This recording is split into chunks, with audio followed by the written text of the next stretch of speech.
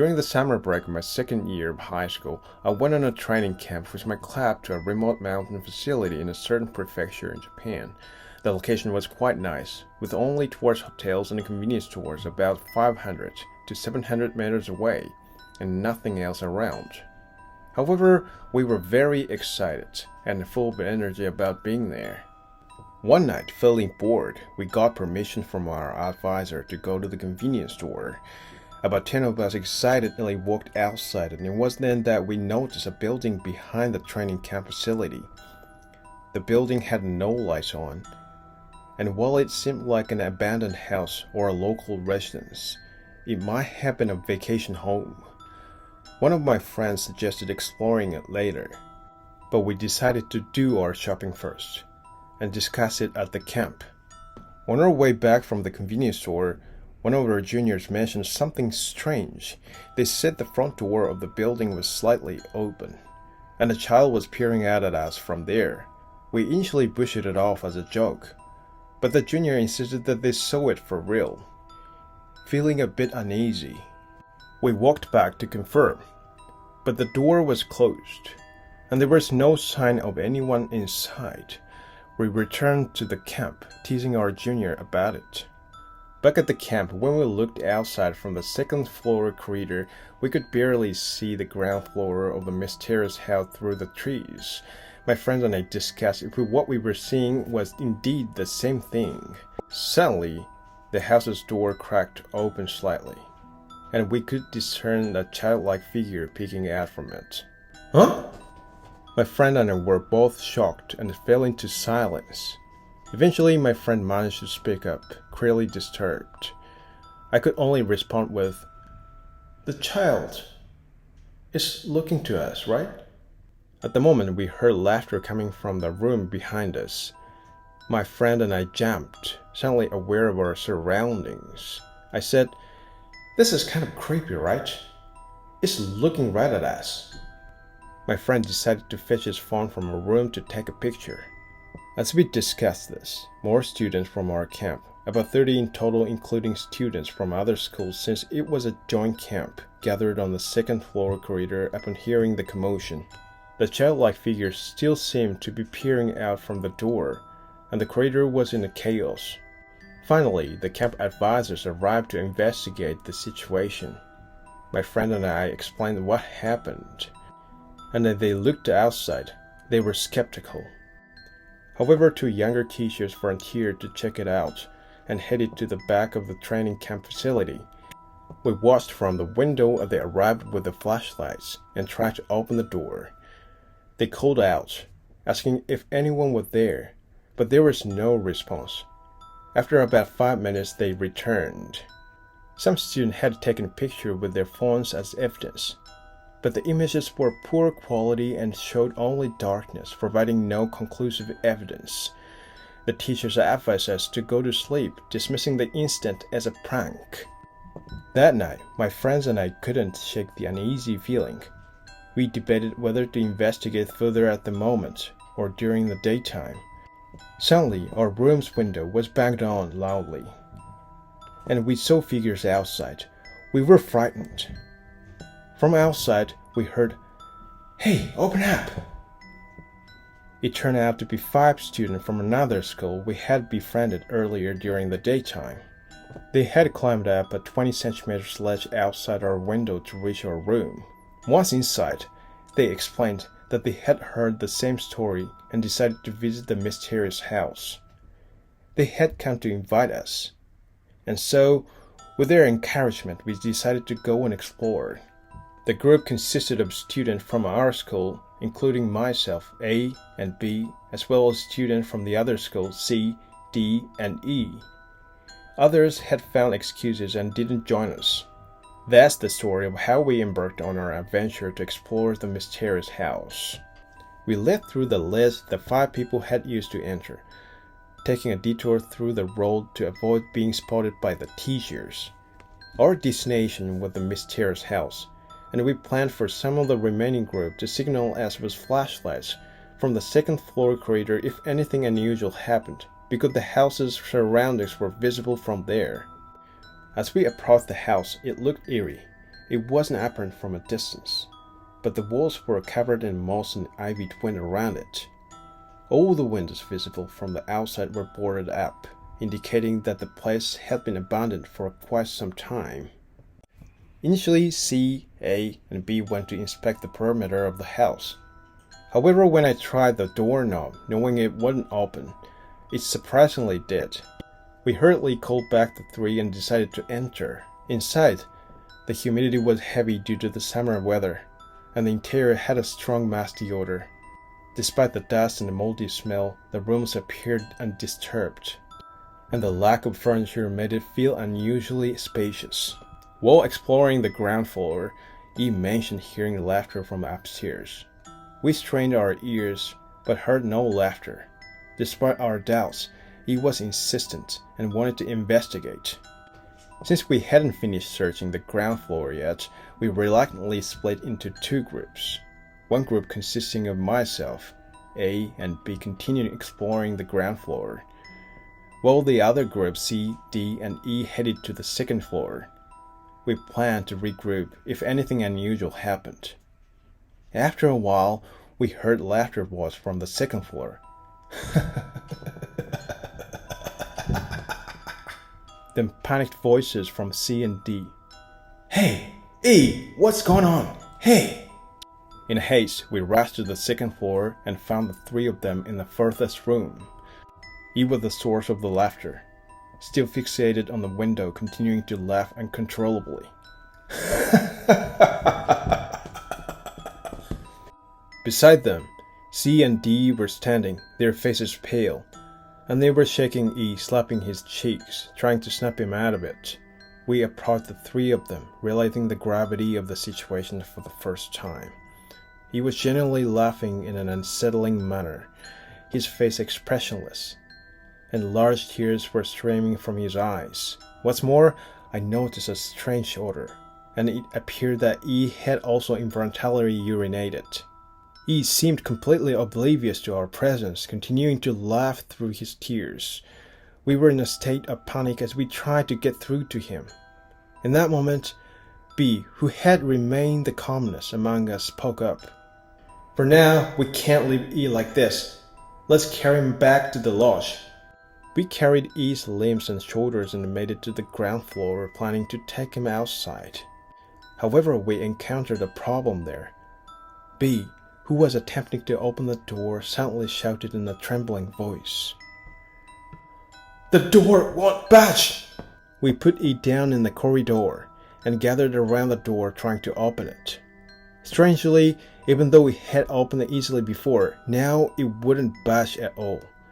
A, the strongest among us, tackled the door, but there was still no sign of it opening.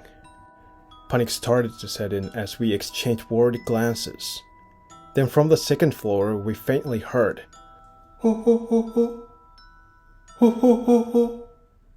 Ho ho ho ho. It was a mechanical monotone sound. He was still lying on the floor, laughing.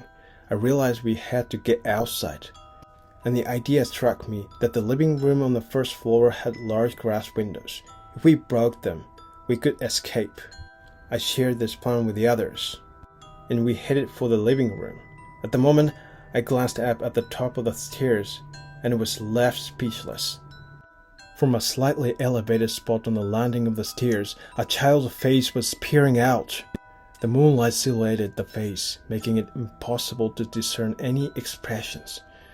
But we recognized the child from the size of their face and hairstyle. The voice continued as before. Ho ho ho ho. Ho ho ho ho. Ho ho ho ho. And it seemed to be coming from this child. However, something was off, and a sense of unease washed over me. I quickly realized the source of this unease. The child should have been leaning out quite a bit over the stair railing, and we should have been able to see at least their shoulders given how far they were leaning out. But for some reason, only their head was visible. Even if he leaned out that much, we should have been able to see their shoulders. While I pondered this, she grabbed my arm and urgently said, Hey, what are you doing? Let's get out of here. This place is bad. I was snapped back to reality. In the blink of an eye, the others had carried E into the living room, broken the glass windows, and started breaking the boards covering the windows. It turned out that I had fixated on the child upstairs the whole time. We didn't understand what was happening, but we knew we had to get away. We carried E outside, but even there, we could still hear the same voice from inside of the house, saying, Ho ho ho ho ho ho. Ho ho ho ho ho ho. Ho ho ho ho ho ho. Dee went to the campsite to get the teachers. Later, he was taken to the hospital by an ambulance. We received a stern lecture from the teachers, and the camp was cancelled due to the incident. While we were preparing to return home around noon, about 10 cars arrived at the campsite. About 20 men, some older and what seemed to be local firefighters, got out of the cars. They talked to our teachers, and they started placing ropes and building some sort of fence around the house where the strange events had occurred. We tried asking what was going on, but the teachers wouldn't tell us anything. We left for our hometown by bus without explanation. He stayed in the hospital for 2 days, then was transferred somewhere else, and 4 days later he returned as if nothing had happened. When we asked E about what had transpired, he claimed to have no memory from that moment he entered the house until the day before returning home. On the night E came back, while I was lying on the bed in my room and texting, I thought I briefly heard the voice again, saying, "Startled." I sat up and looked outside the window, but everything appeared normal, and there was nothing unusual. I thought, was it just my imagination? And decided to go downstairs to get a drink. My house is in an L shape, but my room is situated above the garage. I grabbed a bottle of tea from the fridge and went upstairs. As I reached the top of the stairs, I noticed a small portion of my room's roof through a gap in the window curtains. To my surprise, there was something on the roof. Given the recent events, I was extremely nervous, but I mustered the courage to open the curtain slightly and peek outside. On the roof, there was a child dressed in a traditional Japanese clothing, sitting in a formal seiza position with their hands neatly on their knees. I could faintly hear that voice again through the window saying, "Ho ho ho ho ho ho." I was so shocked that I couldn't even speak. I just stepped back and went downstairs. I briefly considered waking up my parents, but I thought if I did, and that thing was no longer there, it would be embarrassing. For some reason, that's what went through my mind, so I stayed up all night in the living room. I think I heard the voice until around 4 in the morning. The next morning, I cautiously returned to my room, and the entity was gone. There was nothing particularly unusual inside. Around noon that day, I received a call from one of the teachers who was our advisor. He said he needed to talk to me about the recent incident and asked me to come to the school immediately. When I arrived at the school, I was called into a meeting room typically used for student council activities. A, B, C, and D were already there, along with our school advisors and some unfamiliar men. One of the advisors began to speak. In summary, they explained that he had exhibited the same symptoms again and had been taken to a certain location. They asked us if anything strange had happened the previous night. I immediately recalled the incident from last night and said, last night I saw something weird peering into my room late at night. A, B, C, and D didn't report any abnormalities. Then C said to me, "Come to think of it, weren't you gazing upstairs inside the house while we were there? Could that have something to do with it?"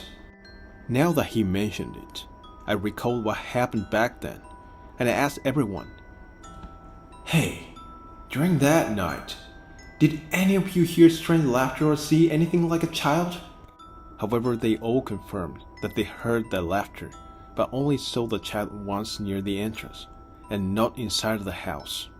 While we were discussing this, one of the previously silent men began to explain the details of the incident. To summarize his lengthy story, What we encountered was called Hyose, apparently an apparition-like entity specific to that area. It rarely reveals itself, but on occasion, it appears on the roof of houses belonging to pregnant women or couples struggling with infertility, where it emits laughter. Supposedly, when this happens, the pregnant woman will have a safe childbirth, and infertile couples will conceive. It's considered a very auspicious presence. However, for reasons unknown, every few decades, it inexplicably targets and possesses children, causing their death. By the way, the house where this occurred was ordinarily with no special significance. It was just a place where Hyose had randomly appeared.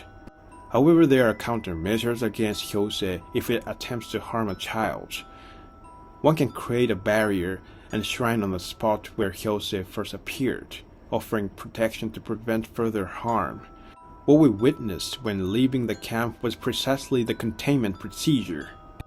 The man continued, explaining that something was indeed unusual this time. Typically, creating a shrine and offering protection should suffice. But somehow this time Hyose managed to escape, resulting in A falling victim again. Moreover, it appears at my house, which was unprecedented for Hyose. The previous incident with Hyose attacking a child had occurred about 20 years ago, making this recurrence too soon. However, no matter how strange the situation, we had to deal with the reality of it. We received a simple blessing and protected by amulets from a Buddhist monk who came from the village. He told us that this should keep us safe. Regarding E, he would stay at the temple for a while, where they would monitor his condition, and they would construct a new shrine to offer protection against Hyose once more. After being sent home from school, we were supposed to go home with our respective parents. However, after discussing it, we decided to stay at my house, which was the closest to the school. Despite being assured of our safety, we still felt uneasy, and we believed that staying together would provide some comfort. That night, as we were playing games in our rooms, we heard a rhythmic knocking sound on the windows. Knock, knock, knock, knock. As I explained earlier, my room was situated above the garage with nearly vertical walls, making it impossible for someone to climb up and knock on the window. Moreover, the window in question was the same one where the child had peered in last night. Given the circumstances, everyone's faces tensed up. B, trying to act tough, said, "Come on, it's probably just a prank by someone or the wind, right?" and moved to open the curtains. In a panic, I quickly stopped B and explained the situation, preventing him from opening the curtains. The knocking on the window continued. D suggested, "Maybe we should confirm this identity. It's scared not knowing what it is." It made sense. Facing a situation where an unknown entity had been knocking on the window all night was becoming unbearable. We decided to move to the staircase and cautiously opened a small gap in the curtains to peer into my room. It was there, the same entity from yesterday once again, extending what seemed like a pole for a neck and peering into my room through the window. Occasionally, it made a knocking sound against a window.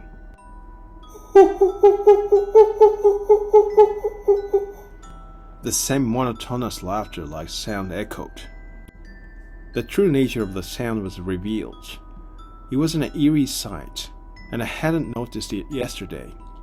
But it wasn't really a child. It looked more like a doll in a kimono. The sound of its head hitting the window wasn't like a human's head. It sounded more like the hollow noise of an empty doll.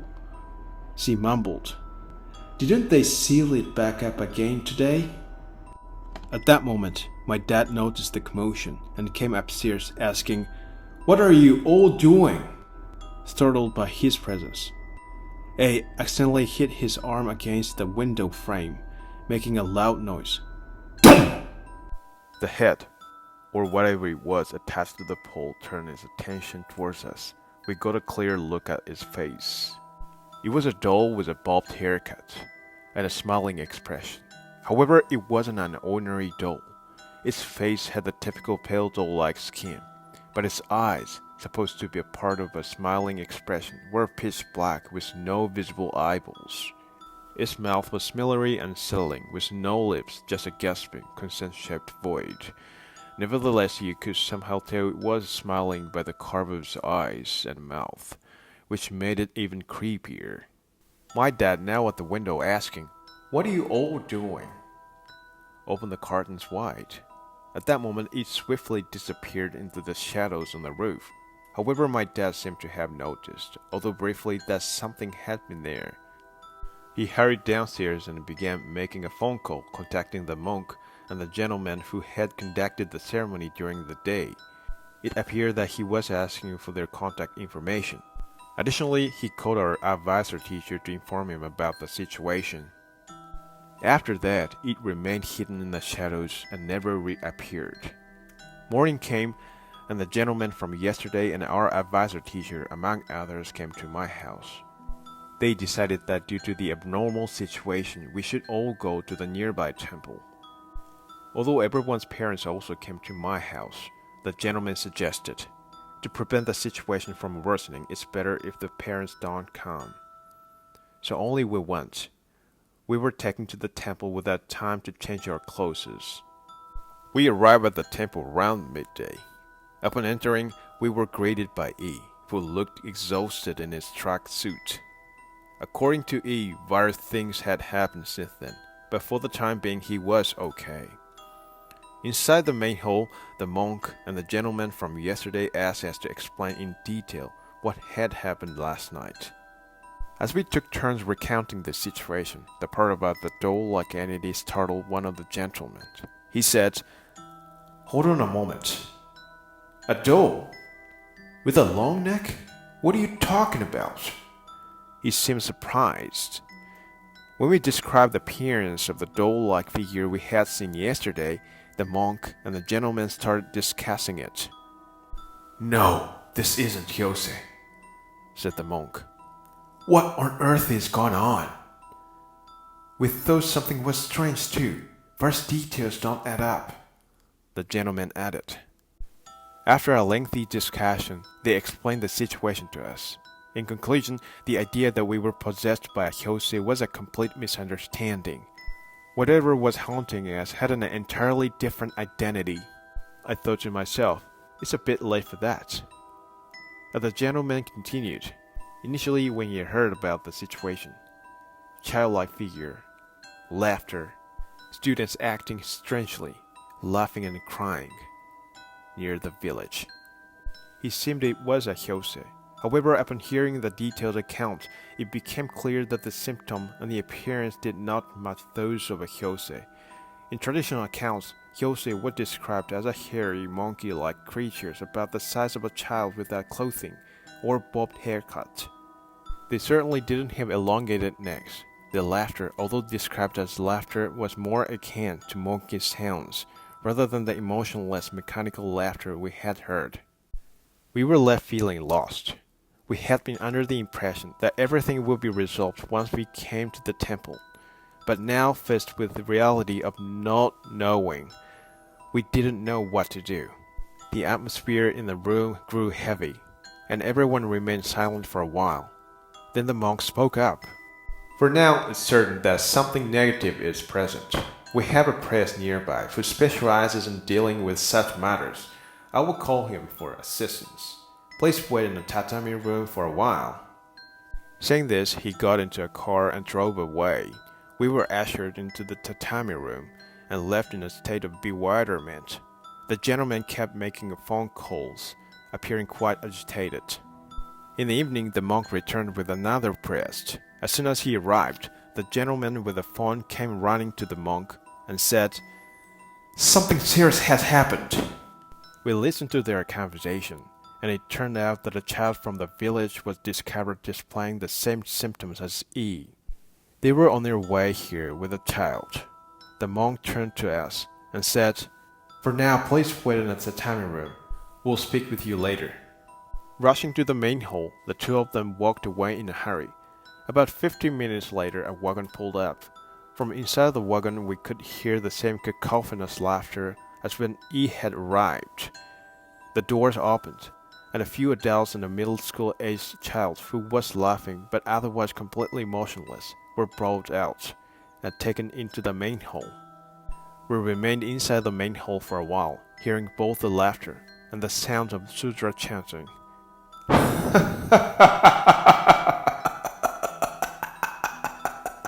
However, after 10 minutes, everything fell silent, and it became quiet.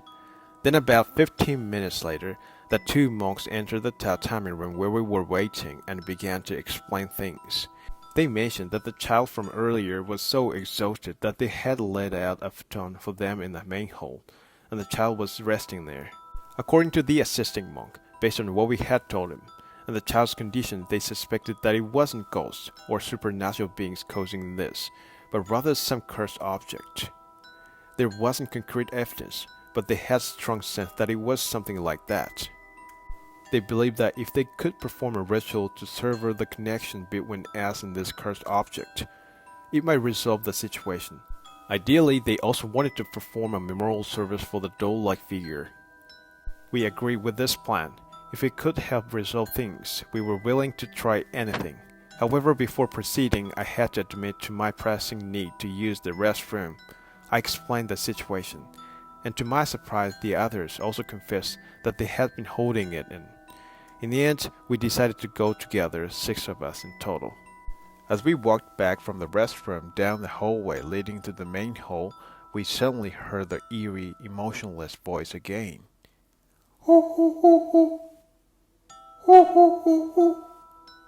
It was hard to pinpoint the source, but it sounded like incredibly close. C remarked, It's nearby. and A added, Really close, isn't it? Indeed, it was very close, but there was no visible presence. Then E and D, who were at the rear, suddenly shouted, We're in trouble! Run to the main hall! while pointing towards the window.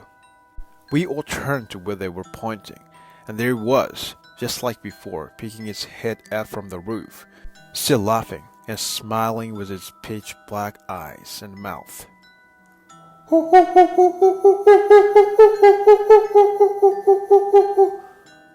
We sprinted toward the main hall.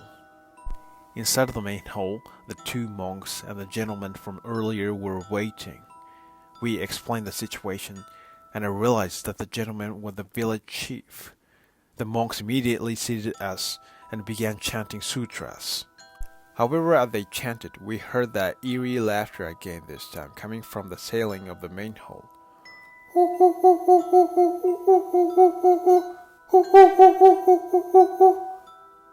And then the sound of tapping. As I was about to say from the garden beside the main hall, we started hearing the same eerie voice.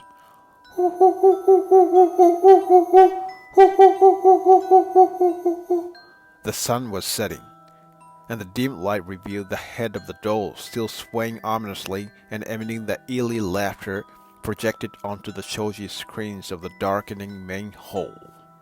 At that moment, a mixture of fear, anxiety, and sleep deprivation overwhelmed me, and I began to feel like I was losing control.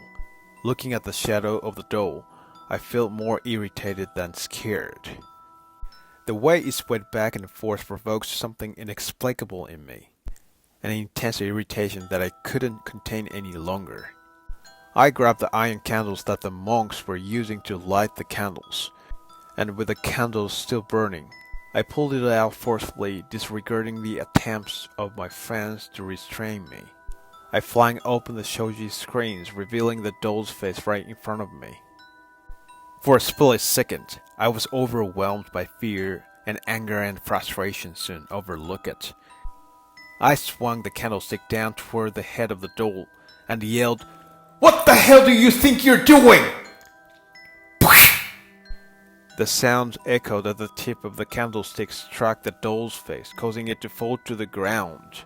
Barefoot, I descended into the garden, lifting the candlestick again and striking the fallen doll. A strange sensation began to emerge into my mind. The doll continued to laugh mechanically despite my relentless assault. I found myself wanting to laugh for no apparent reason, and tears streamed down my face even though I had no intention of crying. I seemed to be experiencing a state similar to what had happened to E and the others. Nevertheless, I couldn't stop swinging the candlestick at the doll. I couldn't help myself. After a while, the candlestick's flame that had remained lit ignited the doll's clothing. It began to smolder and emit smoke. According to my friends, the combination of the doll's laughter, my screams, and the darkening atmosphere around us created a bizarre and unsettling scene. Still, I continued to strike the doll while laughing and crying uncontrollably.